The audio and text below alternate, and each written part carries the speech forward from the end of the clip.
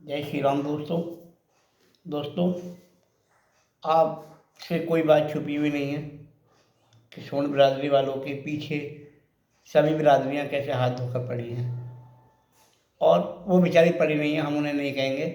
वो तो कुछ थोड़ी पढ़ाई लिखाई कम होने की वजह से और कुछ पढ़े लिखे बेवकूफ़ बन रहे हैं, उस बात को उससे कोई इतना बड़ा नहीं है। लेकिन ये सब कराया किसने है? इसकी मेन जड़ कौन है?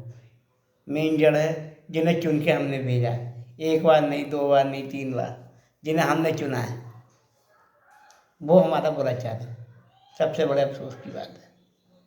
लेकिन चलो कोई बात नहीं, सबका समय आता है। इनका ये पीक टाइम था, इन्होंने अपना पूरा कर लिया। अब ढलना भी तो है, सूरज निकलता है तो ढलता भी तो है। तो अब इनके ढलने का समय आ गया, कोई फर्क नहीं पड़ता इस बात से।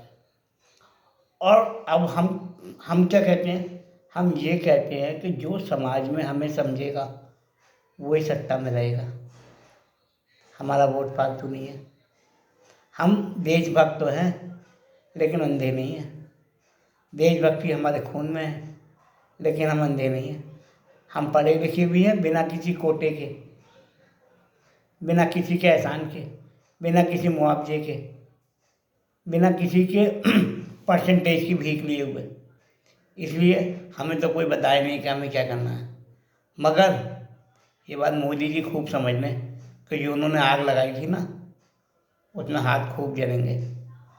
और अगर बीजेपी का सूपड़ा साफ होगा तो जैसे मोदी जी आए थे ना कि साहब मोदी जी ही लाए हैं, वैसे ही मोदी जी अपने साथ ले जाएंगे। वो कह रहे थे ना, मैं तो झोला लेके आया हूँ, झोला लेके चले जाएंगा।